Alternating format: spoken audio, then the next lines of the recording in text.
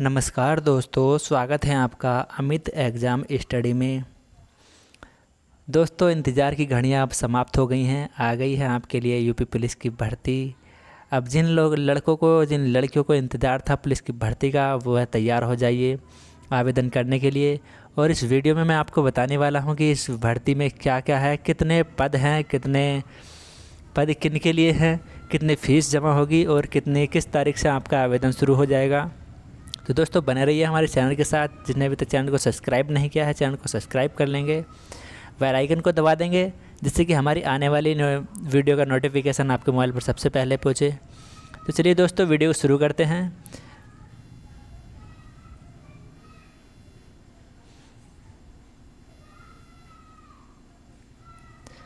दोस्तों, ये है आपकी उत्तर प्रदेश सरकार, उत्तर प्रदेश पुलिस भर्ती प्रोन्नति बोर्ड, 19 श्री तुलसी गंगा कॉम्प्लेक्स, विधानसभा मार्ग, लखनऊ, उत्तर प्रदेश। और ये है 226,001।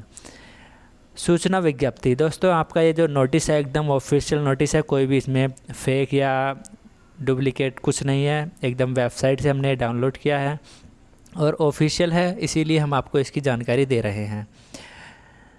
तो यह है उत्तर प्रदेश पुलिस आरक्षी नागरिक पुलिस के पदों पर कुशल खिलाड़ियों की सीधी भर्ती 2022। तो दोस्तों, ये जो भर्ती है आपकी, यह है स्पोर्ट कोटे से खिलाड़ियों के लिए यह भर्ती है। और पढ़ते हैं इसके लिए आगे नोटिस में क्या क्या दिया है। आज सारी बातें मैं आपको बताने वाला हूँ। संख्या है PRPB1 QC 02 और अपॉन है 2022। दिनांक सितंबर 28 2022। दोस्तों, 28 तारीख का ये नोटिस है। और यह आपका पहला हिंट्स दे रहा है इन्होंने। उत्तर प्रदेश पुलिस कुशल खिलाड़ियों की भर्ती एवं बिना पारी पदोन्नति नियमावली 2021 के अधीन उत्तर प्रदेश पुलिस में कुशल खिलाड़ी के कोटे में आरक्षित नागरिक पुलिस के वेतनमान पे ग्रेड 5200 से 20,200 व ग्रेड पे 2000 के कुल 534 कितने पद हैं दोस्तों? 534 पद हैं। 534 पद कुल हैं, जिसमें आपके 335 पद पुरुषों के लिए यानी कि लड़कों के लिए हैं और 199 पद हैं महिलाओं के लिए यानी कि लड़कियों के लिए। खिलाड़ियों की भर्ती हेतु ऑनलाइन आवेदन पत्र आमंत्रित किए जाते हैं।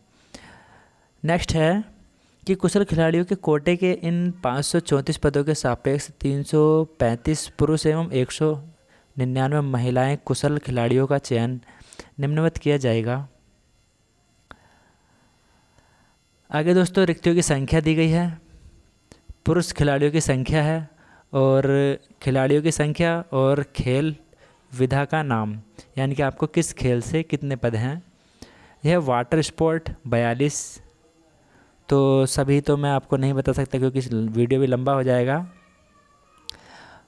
जल्दी जल्दी मैं आपको बता देता हूँ फिर भी। वाटर स्पोर्ट 42, थोड़ा और जूम कर लेता हूँ,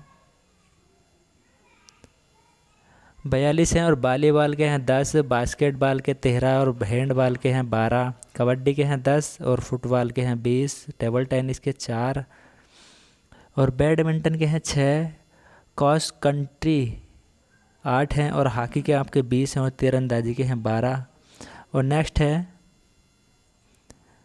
जिम्नास्टिक के हैं 12, भारोत्तोलन के 10 पद हैं और वुशु के हैं 9 पद और जूडो के 10 पद हैं, बॉक्सिंग के 11 पद हैं, एथलेटिक्स के हैं 57 पद, तैराकी के 21 पद हैं, ताइक्वांडो के 8 पद हैं और शूटिंग के हैं 14 पद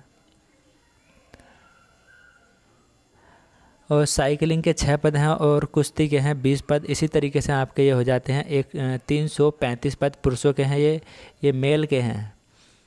और नेक्स्ट मैं आपको दिखाता हूँ कि ये है महिलाओं के पद। वॉलीबॉल में 10 और बास्केटबॉल में 10 पद हैं और कबड्डी में 10 हैं, टेबल टेनिस में 2 हैं, बैडमिंटन में 4 हैं, क्रॉस कंट्री में है 6 पद और हॉकी में 12 पद हैं, तीरंदाजी में 10 पद हैं, भारोत्तोलन में 8 हैं। और नेक्स्ट है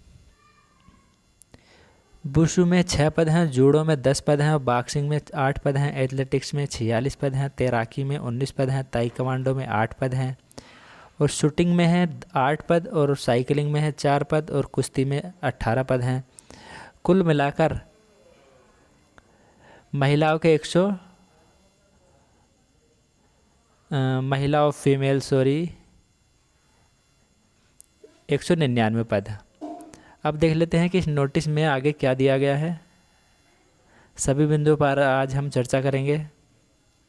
यह पुरुष कुशल खिलाड़ी के खेल विधा के नाम, उनकी विशिष्टता एवं उनके सापेक्ष भरे जाने वाले पदों की संख्या परिशिष्ट 1 तथा महिला कुशल खिलाड़ियों के खेल विधा के नाम, उनकी विशिष्टता एवं उनके सापेक्ष भरे जाने वाले पदों की संख्या परिशिष्ट 2 में प्रदर्शित है। और कुशल खिलाड़ियों के लिए संबंधित सेवा संवर्ग में चयन हेतु उस वर्ष की रिक्तियों में से 2% रिक्त पदों को अलग करके भरा जाएगा। 2% जो रिक्त पद हैं उनको अलग कर देंगे और उसके बाद जो पद बचेंगे उनको भरेंगे। उत्तर प्रदेश लोक सेवा शारीरिक रूप से विकलांग स्वतंत्रता संग्राम सेनानियों के आश्रितों और भूतपूर्व सैनिकों के लिए आरक्षण। और अधिनियम 1993 अधिनियम संख्या 40 सन 1993 की धारा 3 उप धारा 3 के अनुसार यदि ऐसे अभ्यर्थी किए जाएंगे कुशल खिलाड़ी अनुसूचित जनजातियों या अन्य पिछड़े वर्ग के व्यक्ति हो तो ऐसे अभ्यर्थियों को नियमानुसार उक्त आरक्षित श्रेणी के लिए आरक्षित प्रतिशत के अधीन समायोजित किया गया माना जाएगा। यही व्यवस्था सामान्य श्रेणी के चयनित अभ्यर्थियों के लिए होगी। और दोस्तों नेक्स्ट है आपका, इस नोटिस में दिया गया है कि शारीरिक रूप से विकलांग अक्षम व्यक्ति पुलिस सेवाओं के लिए पात्र नहीं होंगे। जो दोस्तों शारीरिक रूप से विकलांग अक्षम हैं, यानी कि जो ज़्यादा विकलांग हैं, उनके लिए यह भर्ती नहीं है। इस अभ्यर्थी के लिए किसी भी समय रिक्तियों की संख्या परिवर्तित हो सकती है तथा यह भर्ती किसी भी समय या भर्ती के किसी स्तर पर बिना कोई कारण बताए निरस्त की जा सकती है। दोस्तों इसमें संख्या जो है पदों की बढ़ भी सकती है, घट भी सकती है। और अगर इसमें कोई गड़बड़ी होती है या कोई त्रुटि मान लो विभाग की तरफ से होती है या कुछ और भी इसमें कमियां आती हैं तो भर्ती को रद्द भी किया जा सकता है। और नेक्स्ट है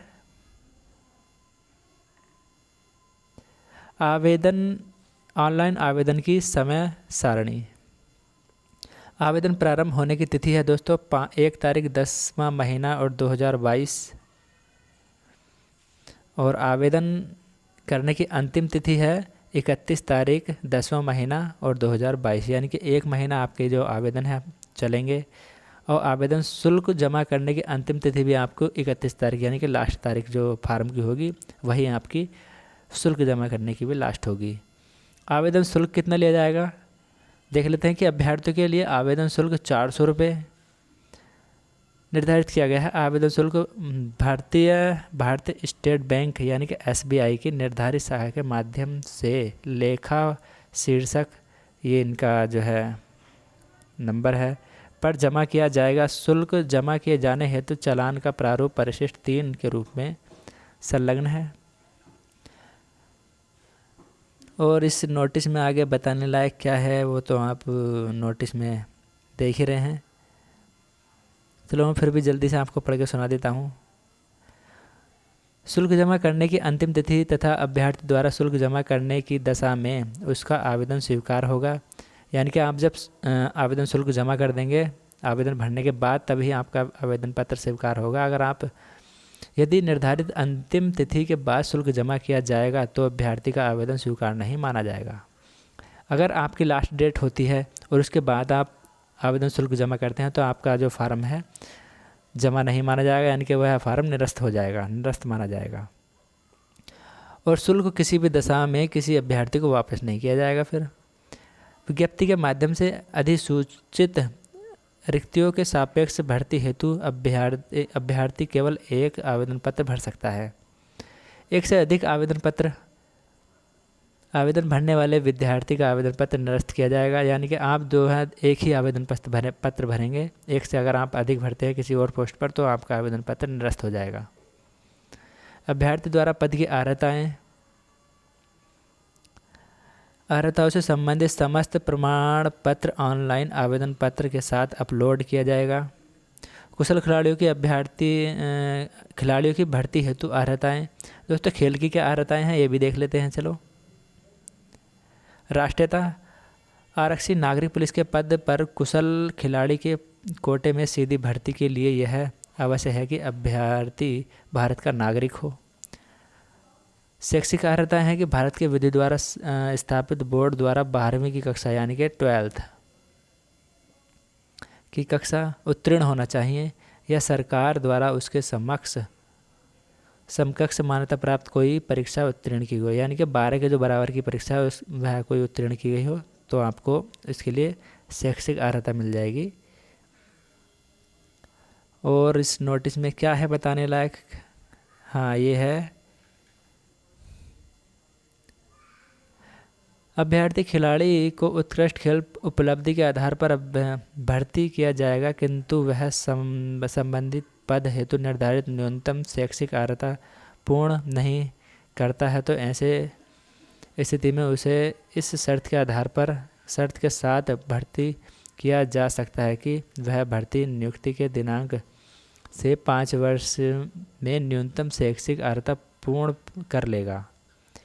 इस अवधि में उसकी नियुक्ति पर्यवेक्षणाधीन मानी जाएगी। और नेक्स्ट है खेल की अर्हताएं क्या होगी।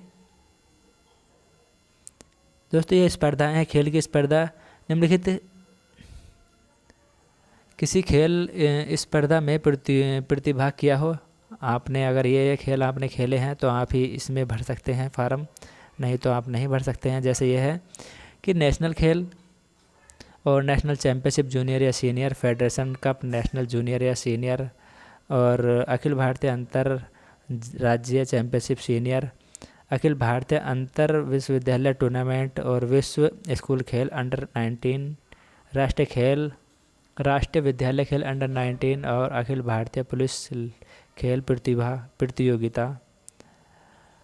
नेक्स्ट इसमें होगा कि भर्ती के लिए यह एज की बात है दोस्तों, आपकी जो आयु होनी चाहिए दिनांक 1/7/2022 को 18 वर्ष की आयु प्राप्त कर ली हो और 22 वर्ष से अधिक आयु का न हो, अर्थात अभ्यर्थी का जन्म दिनांक जो है 2000 से पूर्व तथा दिनांक 1/7/2004 के बाद न हुआ हो। तो आपकी एज जो है 22 से अधिक नहीं होनी चाहिए। और दोस्तों जो आरक्षित वर्ग हैं उनके लिए यही कुशल खिलाड़ियों को प्रोत्साहित करने के लिए विशेष परिस्थितियों में पुलिस अधीक्षक उत्तर प्रदेश द्वारा आरक्षित पद हेतु न्यूनतम आयु सीमा में 2 वर्ष तथा अधिकतम 5 वर्ष की छूट प्रदान की जाएगी।